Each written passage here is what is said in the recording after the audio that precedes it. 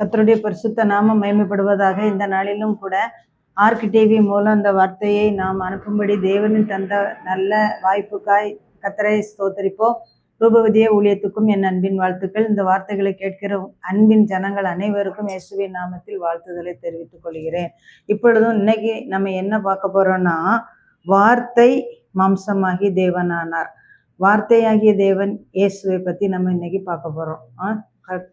ஒரு விசை கண்களை மூடி அன்பு அப்பாவை நோக்கி பாப்பா. அன்பின் ஆண்டவரே, மே ஸ்தோத்திரிக்கிறோம். நீர் ஆதியிலே இருந்த வார்த்தை மாம்சமாகி கிருபையினாலும் சத்தியத்தினாலும் நிறைந்தவராய் நீர் எங்களுக்குள்ளே வாசம் பண்ணுகிற தேவனாய் இருக்கிற உம்முடைய அன்பின் தயவுக்காய் உமக்கு நன்றி. அதை அநேகர் உணராமல் அறியாமல் இருக்கிறார்களப்பா.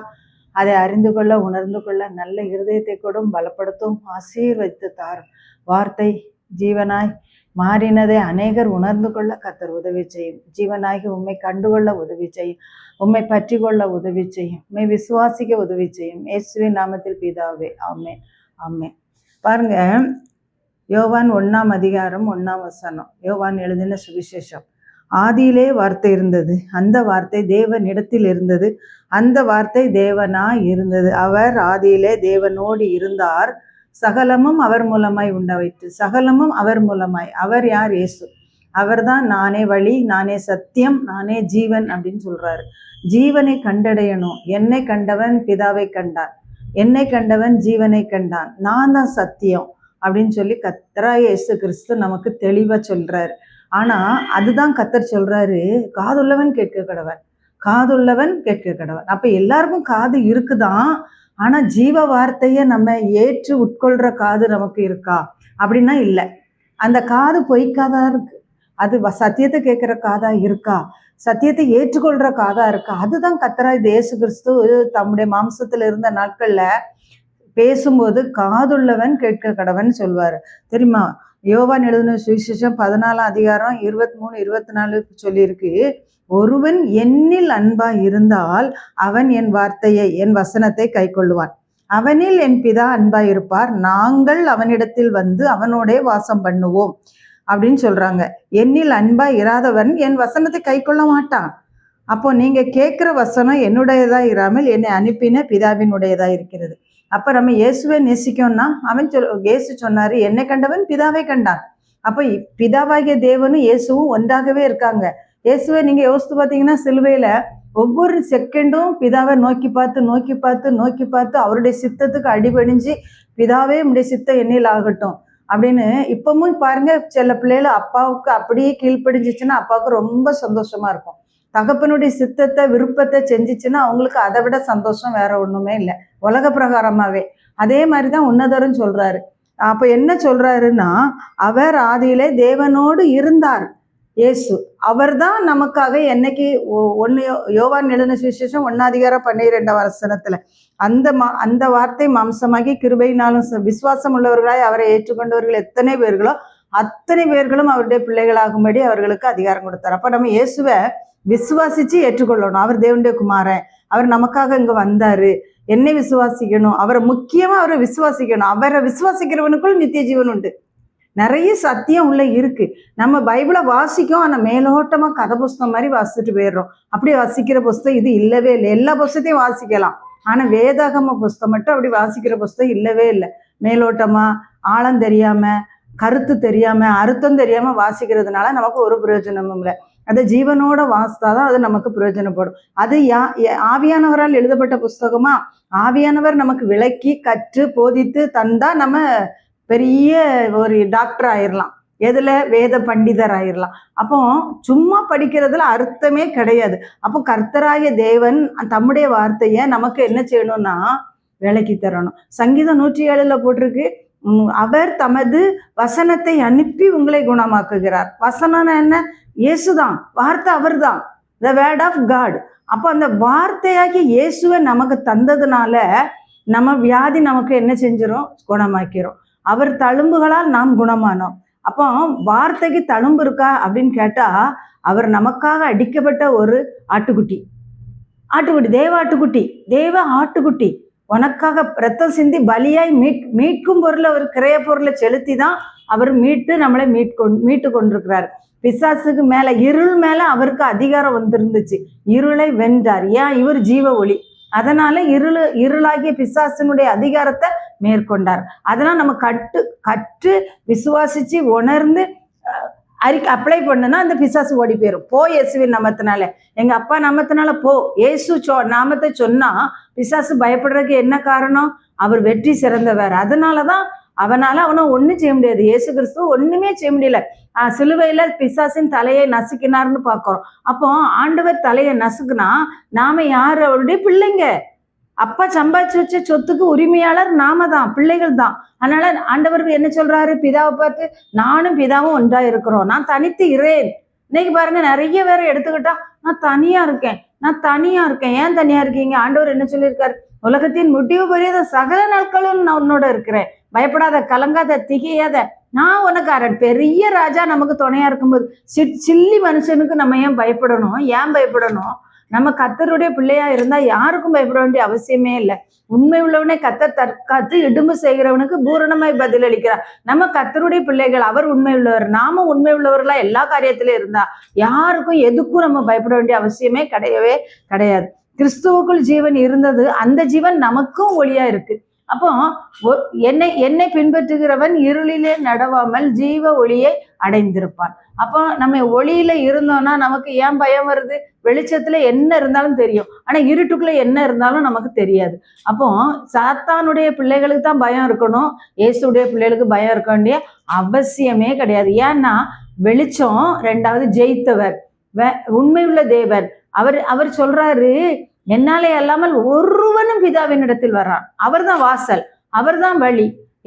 நானே வழியும், நானே சத்தியமும், நானே ஜீவனுமா இருக்கிறேன். அப்போ ஜீவனுக்குள்ள போகணும்னா இயேசுதான் வழி, நித்தியத்துக்குள்ள போகணும்னா இயேசுதான் வழி, சத்தியம், வாசல். நானே ஆடுகளுக்கு வாசல். இப்ப நம்ம ஆடுகள், அவர் நல்ல மேய்ப்பன்னா, ஒருவன் என் வழியை உட்பிரவேசித்தால் அவன் உள்ளும் புறமும் சென்று மேய்ச்சலை கண்டடைவான். அப்போ நமக்கு உள்ளேயும் இருக்கிற மேய்ச்சல், வெளியேயும் இருக்கிற மேய்ச்சல், ராஜாங்கத்துக்கு உள்ளேயும் சரி, ராஜாங்கத்துக்கு வெளியேயும் சரி, மேய்ச்சலை கண்டடையணும்னா அதுக்கு ஒரே வழி யாருன்னா இயேசு கிறிஸ்து தான்.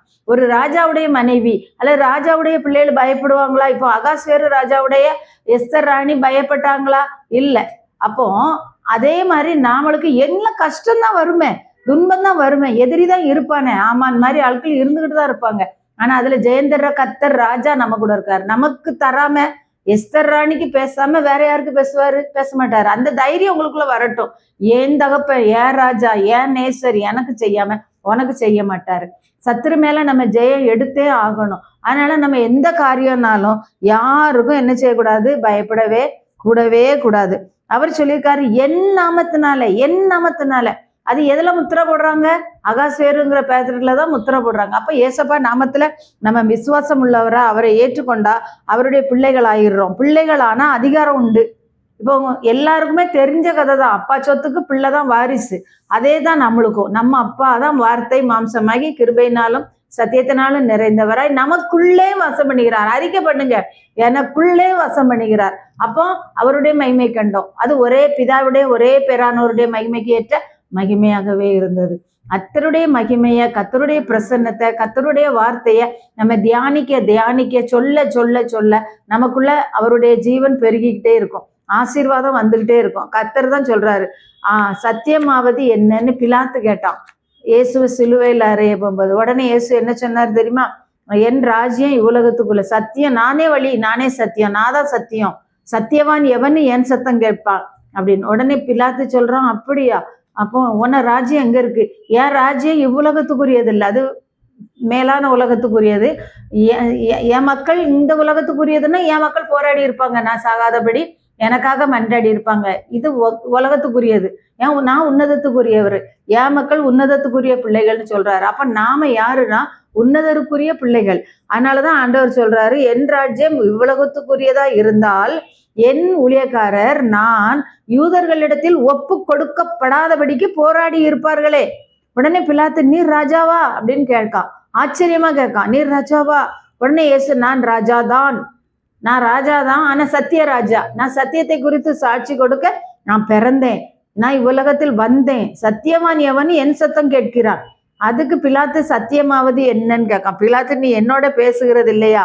நீ என்கிட்ட சொல்றது இல்லையா? கேட்குற கேள்விக்கு பதில் சொல்ல மாட்டியா? அப்படி உடனே இயேசு சொல்றாரு, நான் அவர் தான் சொல்லிட்டாரு, நானே வழி, நானே சத்தியம், நானே ஜீவன். கேட்கறதுக்கு காதுள்ளவன் கேட்க கடவன். அடுத்தது சொன்னாரு, உன்னை சிலுவையில அறையவும் உன்னை விடுதலை பண்ணவும் எனக்கு அதிகாரம் உண்டுன்னு உனக்கு தெரியுமா அப்படின்னு கேட்டாரு. யார் கேட்கா? பிலாத்து. யார்கிட்ட கேட்காரு? ஏசு சாமிட்ட. உடனே ஏசு என்ன சொன்னாரு தெரியுமா? ஏன் மேல பரலோகத்துல இருந்து உன்னதத்துல இருந்து உனக்கு அதிகாரம் கொடுக்கப்படாட்டா ஒருத்தருக்கும் அதிகாரம் இல்லை. பாருங்க, இன்னைக்கும் நம்ம மேல எல்லாருக்கும் அதிகாரம் இருக்குன்னு நினைச்சுக்கிடுவாங்க. ஆனா பிதா கொடுத்தாலொழிய ஒருத்தருக்கும் நம்ம மேல ஒரு சிறு துரும்ப தூக்கி கல்ல தூக்கி போடுற கூட அவங்களுக்கு அதிகாரம் கொடுக்க மாட்டாரு. எப்படி கொடுப்பாரு? விட்டு கொடுப்பாரா? கொடுக்க மாட்டாரு. அதான் அவர் தெளிவா சொல்றாரு, பரத்திலிருந்து உமக்கு என் மேல அதிகாரம் கொடுக்கப்பட்டிருக்க வரைக்கும் உன் கையை நீட்ட முடியும், அதுக்கு கீழே நீட்ட முடியாதுன்னு சொல்லி. அதாவது உன்னிடத்துல என்ன ஒப்பு கொடுத்தவனுக்கு அதிக பாவம் உண்டு, இதோ உங்கள் ராஜா. இயேசு சொல்றாரு, நான் தன்னை குறித்து நன்கு அறிந்திருந்தார். அவர் எங்க இருந்து வந்தார், எப்படி இருந்தார். அப்ப இயேசுடைய பிள்ளைகளாகிய நாமளும் நம்மளை குறித்து நாம அறிந்திருக்கணும். அதை கத்துட்டு கேட்டா சொல்லி தந்துருவாரு. உங்களை ஒன்றும் சேதப்படுத்தாது, ஒரு தீமையும் உங்களை அணுகாது, ஒன்றும் சேதப்படுத்தாது. அதே இது கத்தருக்கு மட்டும் இல்லை, நமக்கும் உண்டு, ராஜாவுடைய பிள்ளைகளுக்கும் உண்டு. அப்போ நாமும் எல்லாவற்றையும் அறிந்திருக்கணும். கலங்க வேண்டிய, திகைக்க வேண்டிய, தேவையில்லாத பயம்லாம் நமக்கு தேவையே கிடையாது. அதுதான் உண்மையும் கூட. ராஜாவாகிய ராஜ்யத்தின் கீழ் இருக்கிற ராணிக்கு எந்த விதத்திலும் பாதுகாப்பு உண்டு, பயம் இல்லை. சரியா? தேவைகள் சந்திக்கப்படும், குறைவு இருக்காது. அப்போ கர்த்தர் என்ன சொல்றாருன்னா, பரத்திலிருந்து எனக்கு கொடுக்கப்பட்டதை தாண்டி நீ வேற ஒன்றும் என்ன செய்ய முடியாது, தொடைய முடியாதுன்னு சொல்லியிருந்தார். அப்ப நம்ம அப்படி சொல்றோமா? நமக்கு அப்படி சொல்ற தைரியம் இருக்கா? ஏசப்பா என் மேல எந்த அதிகாரத்தையும் உனக்கு தரவே இல்லை, தரவும் மாட்டாரு அப்படின்னு சொல்ற விருப்பம் நமக்கு இருக்கணும். அடுத்தது பாத்தீங்கன்னா, நம்ம செய்கிற எல்லா காரியத்திலையும் கர்த்தருடைய நம்பிக்கை முழுசா இருக்கணும். நம்ம முழுசமா பிதாவின் சித்தத்துக்கு அர்ப்பணித்து ஒப்பு கொடுத்து, ஆண்டவரே என் ஆவி ஆத்மா சரீரத்தை உம்முடைய கையில நான் ஒப்பு கொடுக்குறேன்ப்பா, உம்முடைய சித்தம் என் வாழ்வில நிறைவேட்டும், உம்முடைய ஆளுதை நம்ம அப்படி செய்யறோமானா இல்லை. கர்த்தருக்கு தெரியும், நல்லா தெரியும் நம்ம எப்படி ஏமாத்துறோம், எதுல போய் சொல்றோம், எதை மறைச்சு வைக்கிறோம், எதுல வஞ்சகம் வச்சிருக்கிறோம், எல்லாம் தெரியும். அவரை மறைக்கிறதுக்கு யாருமே உலகத்துல கிடையவே கிடையாது. நான் திரும்ப திரும்ப சொல்லுவேன், என்கிட்ட சொல்லி தந்தாரு, உன் இருதயத்தின் நினைவுகளின் தோற்றங்களே அவர் அறிகிறாரு. பேசணும், சொல்லணும் அப்படிலாம் கிடையாது.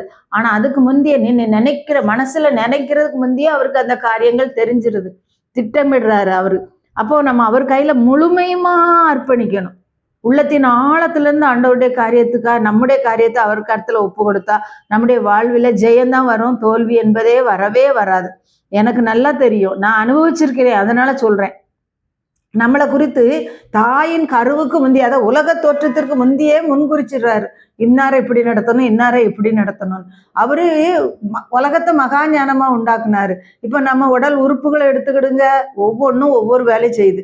நம்ம சொல்லியா அது செய்து, சொன்னாலும் சொல்லாட்டாலும், நீ வேலை செஞ்சாலும் வேலை செய்யாட்டாலும், தூங்குனாலும் முழிச்சிருந்தாலும் மூளை வேலை செய்யுது, அல்லது இருதயம் வேலை செய்யுது, கிட்னி வேலை செய்யுது, இரத்தோட்ட மண்டலம், நரம்பு மண்டலம், எல்லா மண்டலத்துக்கும் அவர் கட்டளையிட்டு இருக்கார். இதுக்கு மட்டும் இல்லை, எல்லா உயிர்களுக்கும் அது கட்டளையிட்டு இருக்கார். அவரை போல ஞானமுள்ள தேவன் கிடையவே கிடையாது. அப்போ அவருக்கு நம்ம யோசனை சொல்லணுமா? இல்லை, இன்னாரை இப்படி நடத்தணும்னு அவர் எழுதி வச்சிருக்காரு.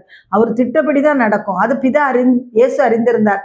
அதனால அவர் எதை குறித்தும் கலங்கவும் இல்லை, கவலைப்படவும் இல்லை.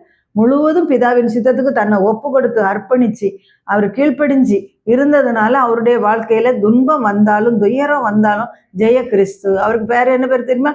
ஜெய கிறிஸ்து. அவர் ஜெயித்த ஒரு தேவன் நமக்கு இருக்கிறாரு. நம்முடைய வாழ்க்கையில ஜெயந்தரம் தான் அவர் ஜெயிச்சிருக்காரு. ஜெயிச்சவங்க பின்னால போக விரும்புறோமா, தோத்தவங்க பின்னால போக விரும்புறோமா?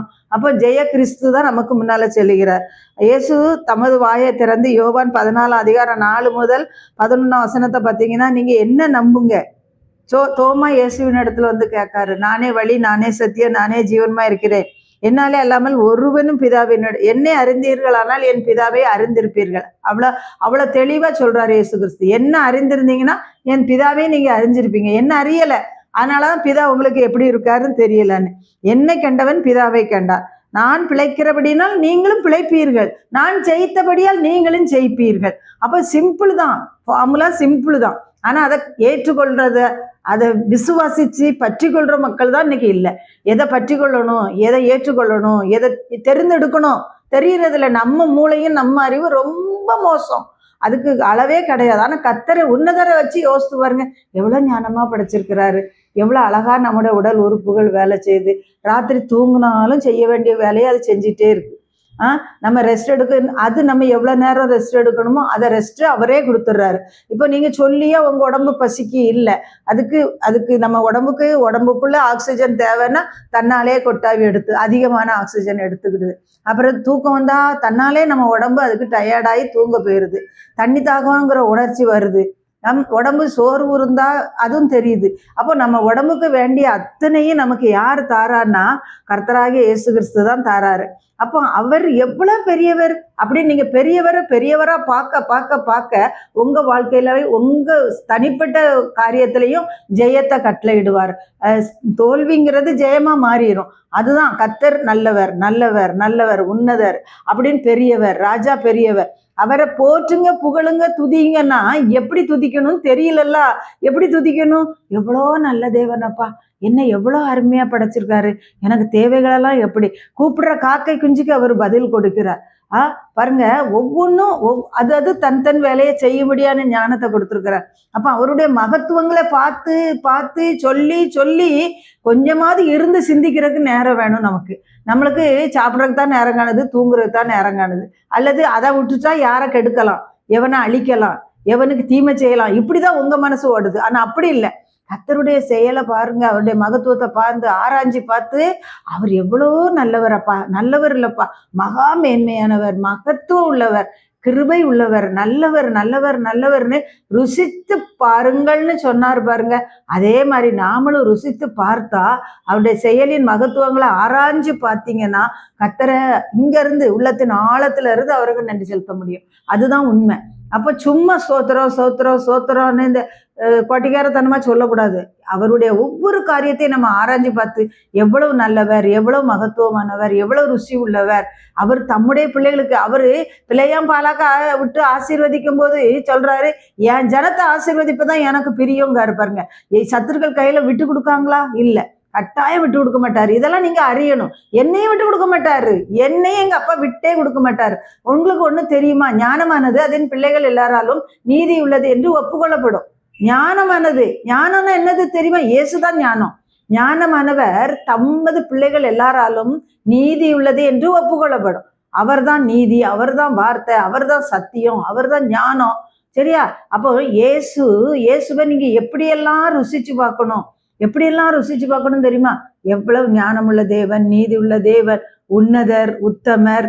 அவர் கூப்பிடுறவங்களுக்கு எப்படி பதில் கொடுக்குறாரு, தம்மை நோக்கி இரவும் பகலும் அவருக்கு நியாயம் செய்ய மனசே இல்லைன்னா கூட நம்ம அடிக்கடி அடிக்கடி அடிக்கடி கேட்கறதுனாலயாவது அநீதி உள்ள அந்த நியாயாதிபதியை போலையாகிலும் நமக்கு என்ன செஞ்சிருவாரு, கூப்பிடுறத குறித்தாவது நம்ம என்ன செஞ்சு சோர்ந்து போகாமல் நற்கிரியைகளை செஞ்சு அவரை நோக்கி பார்க்கும்போது கர்த்தர் நமக்கு என்ன செய்வார், நம்ம வாழ்க்கையில ஏராள நன்மைகளை செய்வார். கெட்டே போக மாட்டோம். அவருடைய வல்லமைக்கு ஈடு என கிடையவே கிடையாது. நீ எப்படி சோர்ந்து போற, நீனே சோர்ந்து போயிட்டு நீனே போய் உட்காந்துட்டு அழுது அவர் என்ன செய்ய முடியும்? ஒன்றும் செய்ய முடியாது. உன் நம்பிக்கை, உன் விசுவாசம் ஆண்டவர் மேல உறுதியா இருக்கணும், அதிகமா இருக்கணும். அப்போ கர்த்தர் உனக்கு நிச்சயமா வெற்றியை தருவார். அவரால் கூடாத காரியம் எதுவுமே கிடையாதுன்னு முதல்ல நீங்க அறிக்கை பண்ணுங்க. அவன் தோற்று போன தோல்வியை ஓட்ட தர்றக்கு வர்ற பிசாசு கூட ஓடி போயிடுவான். அதுதான் உண்மை. சரியா? அப்போ கர்த்தர் நல்லவர் நல்லவர் நல்லவர்னு நம்ம ஒவ்வொரு நாளும் அவரை குறித்து சொல்லிட்டே இருந்தோம்னா இயேசுவை போல் அழகுள்ள தேவன் வேற யாரும் கிடையாது. இயேசுவை போல் நன்மை செய்கிற தேவன் இல்லை. அவர் நீதியில் நியாயத்திலும் பிரியப்படுகிற கர்த்தர். வேதத்துல இயேசு கிறிஸ்துவை பற்றி என்னென்னலாம் சொல்லியிருக்கு, அவர் எப்படி இருக்கிறார், அவரை பத்தி நம்ம என்ன தெரிஞ்சிருக்கோம் அப்படின்னு நம்ம கேட்கும்போது கர்த்தர் நம்முடைய வாழ்க்கையில ஏராளமான நன்மைகளை நமக்கு என்ன செய்வார், செய்து தருவார். சரிதானா? ஒவ்வொரு காரியத்திலும் ஜெய கிறிஸ்து என் முன் செல்கிறார், ஜெயமாக நடத்திடுவார்னு சொல்லி நம்ம சொல்ல சொல்ல நம்முடைய வாழ்க்கையில ஜெயம் தன்னால வரும். ஜெய கிறிஸ்து முன் செல்கிறார், ஜெயமாக நடத்திடுவார், ஜெய கீதங்கள் நாம் பாடியே ஜெய கொடியும் ஏற்றிடுவோம். ஜெயம் அல்லேலூயா அவர் நாமத்திற்கு, ஜெயம் அல்லேலூயா அவர் நாமத்திற்கு. நம்முடைய வாயில தான் வார்த்தை ஜீவன் வச்சிருக்கிறாரு. அதனால அவரை பாடி துதிச்சு ஸ்தோத்தரிச்சு ஜெயத்தை சுதந்தரிப்போம். கர்த்தர் இந்த நாளையும் இந்த வார்த்தைகளையும் நாம அனைவருக்கும் ஆசீர்வதித்து தருவாராக. ஒரு நிமிஷம் கண்களை மூடி ஜெபிப்போம். அன்பின் ஆண்டவரே எசப்பா, இந்த நல்ல வேளையிலும் ஆண்டவரே நீர் எவ்வளவு நல்லவர் அப்பா, நீர் சத்தியமான தேவன் அப்பா, ஜெய கிறிஸ்து ராஜா, எங்க வாழ்க்கையிலும் ஜெயத்தை தருகிற தேவன் அப்பா. அப்பா, வார்த்தையாகிய உண்மை நாங்கள் ஏற்றுக்கொள்ள எங்களுடைய வாழ்க்கையிலே அப்பா வசனத்தை அனுப்பி, வார்த்தையை அனுப்பி, உண்மையை அனுப்பி நீர் எங்களுக்கு சுகம் தருகிறீர். எல்லா பகுதியிலும் ஜெயத்தை கட்டளிடுகிறீர், சுகத்தை தருகிறீர், ஆசீர்வாதத்தை தருகிறீர். சத்தியத்தின் வழியிலே எங்களை நித்தமும் நடத்துகிற தேவனாய் இருக்கிற உடைய அன்புக்காய் நன்றி. இன்னமும் பலப்படுத்தும். வார்த்தையை கேட்கிற ஜனங்கள் உம்மால் ஆசீர்வதிக்கப்படட்டும். காதுள்ளவன் கேட்க கடவன் என்று சொன்னீரையா, கேட்கிற காதுகளாய் மாறட்டும் ஆண்டவரே. பிரயோஜனம் இல்லாத காதா இல்லப்பா, உங்களுடைய சத்தியத்தை கேட்கிற காதுகளை தந்து எங்களை நீர் ஆசீர்வைத்து எங்களை நீர் பெருக பண்ணி வழி நடத்தும். இயேசுவின் நாமத்தில் ஜெபிக்கிறோம் ஜீவனுள்ள நல்ல பிதாவே. ஆமேன், ஆமேன்.